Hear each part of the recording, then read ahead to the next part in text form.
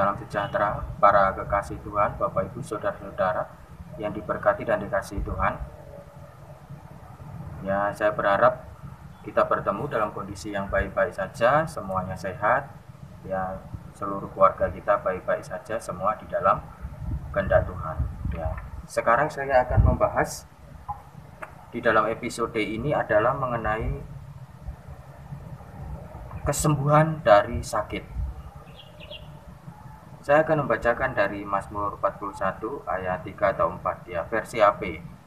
Ya, yang kalau versi kertas beda ya. Kadang HP dengan kertas itu berbeda. Saya bacakan versi HP. Maksudnya hanya ayatnya, angkanya yang beda ya. Tuhan membantu dia di ranjangnya waktu sakit. Di tempat tidurnya kau pulihkannya sama sekali dari sakitnya. Bapak Ibu, saudara-saudara yang terkasih, yang diberkati dan dikasihi Tuhan, saat ini dunia sedang mengalami darurat sakit ya. Bukan hanya Indonesia, bahkan seluruh dunia ya. India saat ini ya, saat saya mau merekam video yang ini India ya. Ya, lagi daruratnya mengerikan ya. Di dalam ayat ini Raja Daud menuliskan bahwa Tuhan menyembuhkan umatnya dari sakitnya sama sekali ya. Di sini dituliskan bahwa ini adalah buatan nyanyian dari Raja Daud. Kita akan memahami dulu kisah kehidupan Raja Daud. Apakah mungkin Daud itu sakit ya? Kalau kita membahas kehidupan Daud, apakah mungkin Daud itu pernah sakit? Apakah yang dimaksud dengan ayat ini adalah Daud ketika dia sakit Tuhan memberikan kesembuhan, ataukah ini berbicara tentang orang yang lain? Kadangkala ayat di dalam nyanyian Mazmur atau perkataan para nabi itu tidak selalu berbicara tentang dirinya sendiri, tetapi kadang seringkali juga berbicara tentang orang lain atau nubuatan tentang masa depan. Ya, apa yang dinubuatkan di dalam Alkitab itu kadangkala itu adalah kisahnya orang lain ya, yang dituliskan oleh Nabi Daud ya, di sini Raja Daud. Bapak Ibu saudara-saudara yang terkasih, yang diberkati dan dikasihi Tuhan, Raja Daud itu kalau di Alkitab itu memang pernah ada sakit ya, tapi itu bukan disembuhkan, tapi malah ya sakit di usia 70-an ya. Waktu itu Daud badannya sudah dikatakan sudah dingin gitu ya. Itu yang menulis Alkitab, badannya sudah dingin, sudah nggak hangat ya, bahkan udah dikasih selimut yang tebal masih kedinginan ya. Ya, di situ para pegawainya berinisiatif ya, punya pikiran bagaimana ini ya supaya Raja Daud ini punya semangat untuk hidup. Akhirnya dicarikan istri muda, dicarikan di seluruh negeri yang paling cantik, yang paling bagus, fisiknya, moralnya, karakternya, semua mengikuti tes dari para pejabat pegawai-pegawainya Daud ini. Dicari gadis yang paling cantik, namanya adalah Abishag. Jadi istri Daud yang paling cantik itu adalah Abishag, bukan Bathsheba ya. Namanya Abishag ya. Kalau mereka berdua disandingkan ya, Abishag ini dia masih perawan, dia masih bersinar seperti bunga itu masih mekar ya, dibandingkan Bathsheba ya. Tapi kisah poligami seperti ini hanya terjadi di Perjanjian Lama. Di Perjanjian Baru tidak ada lagi poligami ya, tidak ada lagi ya. Tuhan tidak memerintahkan dan Tuhan melarang umat Tuhan itu berpoligami ya. Tapi kalau di Perjanjian Lama memang ya, dilarang lagi menyakiti wanita, dilarang lagi berdosa kepada Tuhan, dilarang lagi menyakiti hati wanita ya. Makanya di Perjanjian Baru tidak boleh lagi poligami ya. Ya, tapi di Perjanjian Lama zaman Daud itu masih nggak apa-apa lah gitu ya. Tapi di dalam kisah itu Raja Daud tidak sembuh, tapi kembali ke surga. Padahal di dalam ayat ini Daud itu menceritakan bahwa Tuhan memberikan kesembuhan kepada umatnya, dan umatnya itu sembuh total dari ranjang penyakit. Siapa yang dimaksudkan ini gitu ya? Apa Daud ketika masa muda? Apakah Daud ketika masa muda itu dia pernah sakit lalu Tuhan memberikan kesembuhan? Daud kira-kira bisa sakit enggak? Nah, kalau kita bahas ketika Daud itu masa muda, Daud itu adalah seorang tentara. Kita sering membaca kisah-kisahnya. Dia berperang dengan Goliat yang tingginya 3 meter, yang ahli perang, dapat dengan mudah dikalahkan oleh Daud. Daud itu waktu masih mudanya dia hariannya berkelahi dengan singa, dengan harimau. Dia membunuh singa, membunuh harimau, itu sudah jadi kebiasaan dia sehari-hari. Dan juga dalam dia bertugas, dia ada di pasukan, pemimpin pasukan 1000 itu ada di depan, jadi di belakangnya itu masih ada ratusan ribu atau bahkan mencapai jutaan orang. Jadi dia yang paling depan. Jadi kalau terjadi pertempuran perang itu yang paling depan itu ya, ada di dalam posisi paling rawan bahaya. Daud ada di posisi paling depan itu, dia sebagai pemimpin pasukan 1000. Jadi dia orangnya kuat sekali. Jadi apa mungkin orang seperti Daud ini sakit gitu? Orangnya aktif sekali, ya orangnya kuat. Apa mungkin orang seperti ini bisa sakit waktu masa mudanya? Nah, kalau kita tarik di zaman sekarang, tentara itu ya, Daud itu kan tentara. Tentara kita lihat hariannya pakai ransel gitu, jalannya kenceng, lari-lari hariannya, olahraga, push up, set up, manjat tebing, turun tebing, renang ke dalam lautan gitu ya, terjun payung. Nah, apa mungkin tentara itu bisa sakit walaupun orangnya aktif-aktif seperti itu? Tapi nyatanya ada dokter tentara yang tugasnya untuk merawat tentara yang sakit. Bahkan itu di YouTube itu pernah saya lihat, komandannya pernah berkata, nanya pada tentara-tentara bawahnya, ada yang sakit? Berarti tentara yang mungkin sakit ya, mungkin ada juga yang sakit. Komandannya sampai nanya ada yang seperti itu. Nah, kalau di dunia binatang, misalnya kuda itu badannya keker, fisiknya kuat, larinya kenceng, tapi nyatanya di peternakan itu disuntikin, dikasih cara-cara supaya dia sehat ya.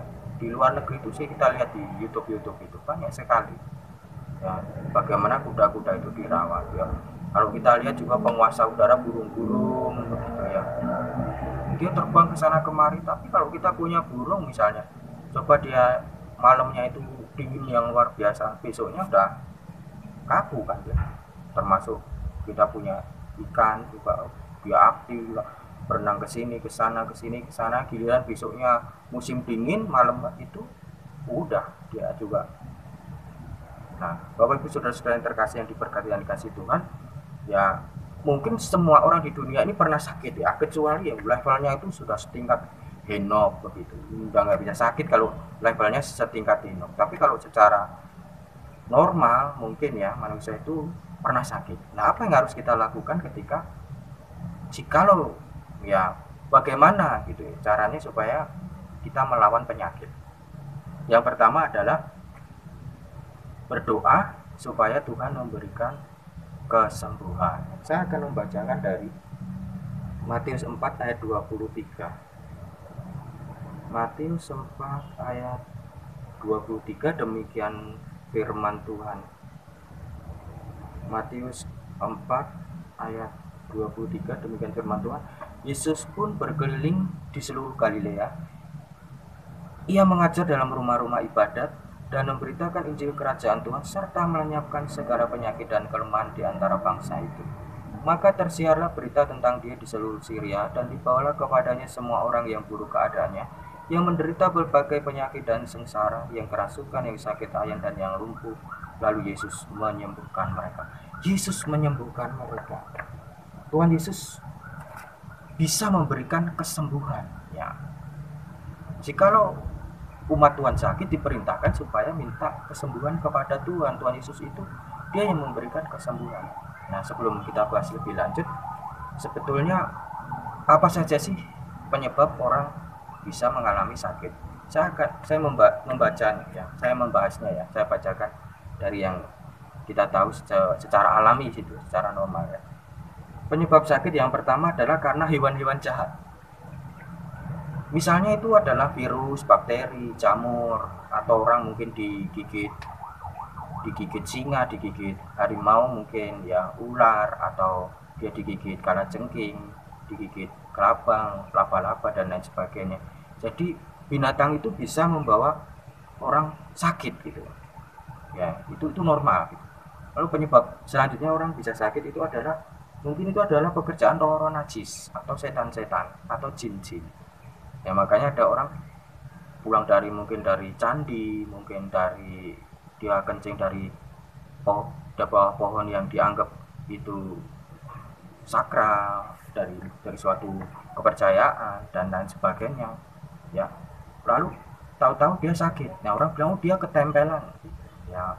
Jadi mungkin ada orang sakit disebabkan oleh karena roh-roh jin-jin seperti itu ya, atau orang bisa sakit disebabkan mungkin oleh manusia, mungkin dia dipukul orang, ditendang orang, diajar sama orang ya, atau mungkin dia dicekik orang dari belakang atau diracuni dan lain sebagainya. Jadi manusia yang lain bisa membuat orang lain bisa sakit ya, mungkin terjadi perkelahian, pertengkaran, perang, itu disebabkan sakit yang disebabkan oleh manusia. Yang keempat, disebabkan oleh kecelakaan.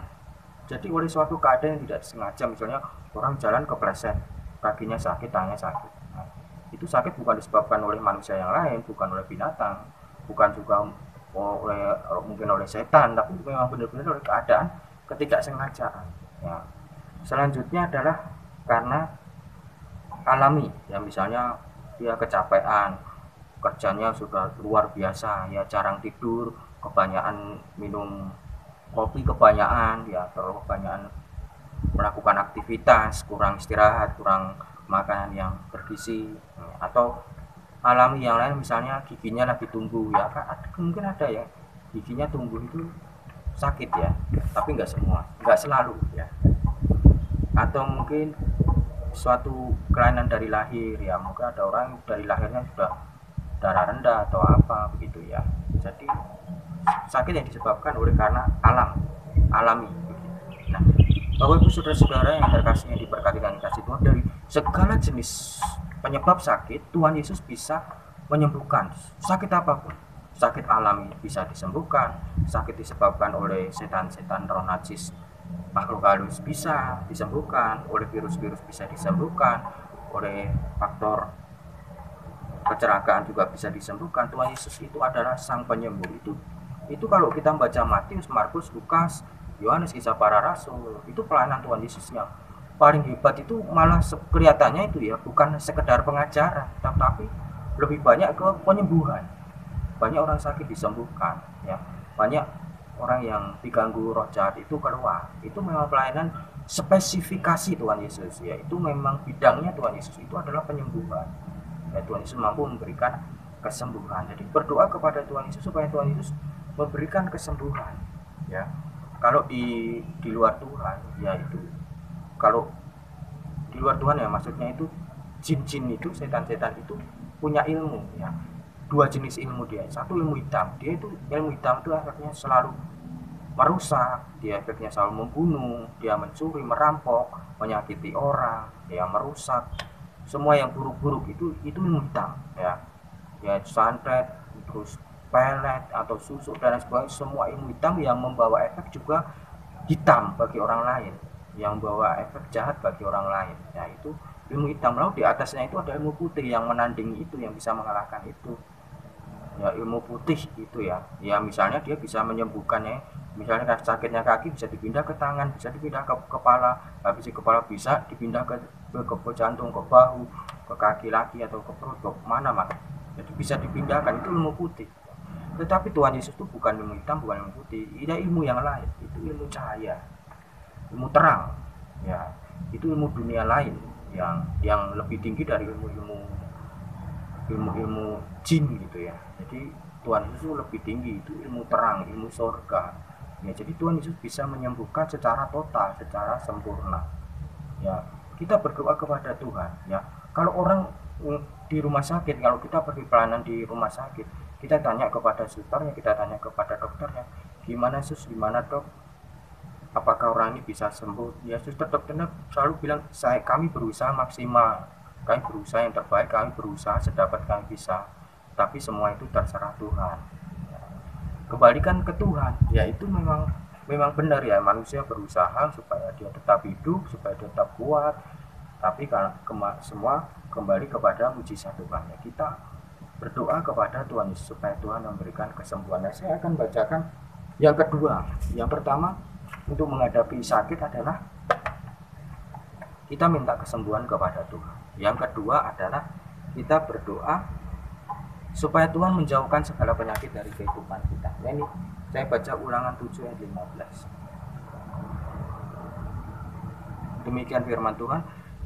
Tuhan akan menjauhkan segala penyakit daripadamu, dan tidak ada satu dari wabah celaka yang kau kenal di Mesir, itu akan ditimpakannya kepadamu. Beda ya, kalau tadi itu sudah sakit lalu diberikan kesembuhan. Nah, kalau yang kedua ini adalah menangkal atau mencegah. Tuhan menjauhkan penyakit, jadi belum sempat kena, tapi Tuhan sudah menjauhkan ya melalui para malaikat. Ya, malaikatnya diperintahkannya untuk menjaga engkau di segala jalan. Ya, itu kata firman Tuhan, dan dikatakan bahwa wabah penyakit itu tidak akan mendekat kepada kemahmu, tidak akan mendekat kepada keluarga dan kehidupan kita gitu. Ketika malaikat Tuhan itu menjaga kita. Nah, di sini dikatakan bahwa Tuhan menjauhkan segala penyakit dari umat Tuhan. Itu cara yang kedua untuk menghadapi penyakit, yaitu anugerah kasih karunia dari Tuhan. Sekarang kita mau tanya dulu pembahasan ayat ini. Sebetulnya sakit itu pertama kali datang kapan? Nah, kalau versi Alkitab, yang pertama kali penyakit itu datang adalah zaman Adam dan Hawa sudah ada sakit. Bukan penyakit, tapi sakit ya. Adalah wanita. Wanita ketika mengandung dikatakan susah payahmu akan sangat payah gitu. Susah payahmu waktu mengandung itu parah gitu, sakit ya, sakitnya itu. Tapi kalau kita di dalam Tuhan Yesus Kristus, kita harus berdoa. Kalau orang umat Tuhan melahirkan, istrinya umat Tuhan melahirkan, harus didoakan supaya sakit melahirkan itu sudah ditanggung di atas kayu salib. Kita percaya oleh darah Tuhan Yesus, sakit untuk di Taman Eden itu sudah ditanggung di atas kayu salib Tuhan Yesus. Jadi kita tidak perlu sakit. Ya. Selanjutnya adalah laki-laki itu akan berseri payah gitu ya, sakitnya bekerja itu sejak zaman Adam, sejak dia dikutuk keluar dari Taman Eden. Ya, kalau kita ikut Tuhan Yesus sudah ditanggung di atas kayu salib Tuhan Yesus, jadi sakit bekerja dan lain sebagainya sudah ditanggung di atas kayu salib Tuhan Yesus ya. Sakit ya, itu sejak zaman Adam, tapi itu sudah ditanggung di atas kayu salib Tuhan Yesus. Lalu sakit apa lagi? Misalnya juga zaman Nuh orang saling bunuh-membunuh, pukul-memukul, ada kekerasan ya. Sebelum zaman Nuh terjadi perang, ya berarti sudah ada sakit, tapi sakit disebabkan oleh manusia, bukan oleh virus ya, itu belum ya, mungkin ada ya, tapi lebih ke disebabkan oleh manusia. Zaman Abraham ada juga orang sakit, tapi itu sakit karena disunat ya, itu karena faktor alam ya. Kalau disunat ya kulit dilajati ya, gimana nggak sakit. Tapi benar-benar dikatakan kalau versi Alkitab ya, pertama kali muncul sakit, penyakit, yaitu pada zamannya Mesir. Ya, mungkin ada di zaman sebelumnya, cuma tidak dituliskan secara gamblang.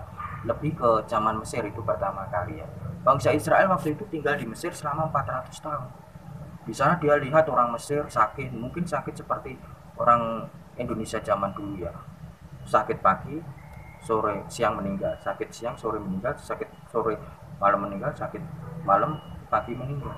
Atau seperti corona itu sakit 7 hari, 14 hari dan lain sebagainya. Ada yang lama, ada yang sebentar ya, karena kalau kita baca itu iklimnya Mesir ya, itu bisa menimbulkan penyakit dengan mudah gitu. Jadi iklimnya nggak bagus di Mesir itu ya, virus. Nah, saya pernah baca itu di satu cerita bahwa ditemukan mumi, waktu diteliti oleh penelitinya itu meninggal secara berurutan. Diteliti lagi kenapa itu bisa meninggal gitu. Setelah diteliti ternyata di dalam sekitarnya muminya itu memang masih ada virus-virusnya, entah itu virus yang membuat mumi itu dulu meninggal atau setelah orang itu meninggal baru datang virusnya itu. Jadi memang lingkungan di Mesir itu penuh dengan penyakit-penyakit ya. Tapi Tuhan berkata, aku akan menjauhkan itu daripadamu. Aku akan menjauhkan segala penyakit dari kehidupan dan dari keluarga. Kita berdoa untuk itu supaya itu selalu terjadi di dalam kehidupan kita. Ya, saya juga sering ditanyai orang, kenapa ya kalau orang kondisi lagi nggak enak badan, terus kita pergi ke rumah duka atau ke kuburan atau melayat orang itu kok pulangnya sakit gitu. Sebetulnya sebabnya yang pertama itu karena sugesti ya. Satu sugesti dulu sudah wah enggak itu dan lain sebagainya gitu. Lalu yang kedua mungkin juga memang benar gitu ya. Jadi orang yang mungkin meninggalnya itu memang sakitnya karena suatu penyakit yang parah, dan itu penyakitnya itu mubal-mubal di mungkin di rumah duka, di kuburan ya, kita tahu semua itu fakta dunia sehari-hari. Ya orang termasuk di kuburan itu masih ada penyakitnya masih mubal-mubal di atas itu, atau di rumah duka mubal-mubal, di rumah sakit penyakit itu mubal-mubal di situ. Nah, maka itu kita selalu berdoa supaya Tuhan melindungi kita ya. Bagaimana kalau kita pelayan Tuhan ya, kita pelayan Tuhan ya, masa nggak kita layani? Atau jika ada keluarga atau teman yang pergi ke rumah sakit, rumah duka atau ke kuburan, masa kita nggak datang? Kan nggak mungkin ya. Kita tetap harus harus menghibur dan lain sebagainya ya. Ya, nah, bagaimana kita menangkis semua itu ya, kita hanya bisa berdoa oleh anugerah Tuhan. Ya memang itu kehidupan kita secara bermasyarakat. Ya kita berdoa dalam kondisi seperti ini, kita nggak tahu apakah corona ini masih akan berjalan lama, bertahun-tahun, ataukah kalau vaksinnya ini sukses ya berarti ya sekitar 1-2 tahun seharusnya sudah normal gitu. 2023 sudah normal itu kalau vaksinnya sukses. Kalau nggak sukses bisa 2025 keadaan seperti ini. Nah kita berdoa kepada Tuhan supaya Tuhan selalu memberikan kesembuhan kepada kita, dan yang kedua kita berdoa kepada Tuhan supaya Tuhan Yesus itu menjauhkan segala penyakit dari kehidupan kita ya. Ini penting ya, karena untuk menghadapi semuanya kita hanya bisa berserah kepada Tuhan. Hanya Tuhan satu-satunya yang bisa kita pegang. Terima kasih para saudara yang diberkati dan dikasih Tuhan, Bapak Ibu Saudara-saudara. Kiranya Tuhan selalu menyertai kita semua ya, dengan segala keinginan kita yang sesuai kehendak Tuhan, Tuhan kabulkan di dalam kehidupan kita masing-masing. Tuhan Yesus memberkati.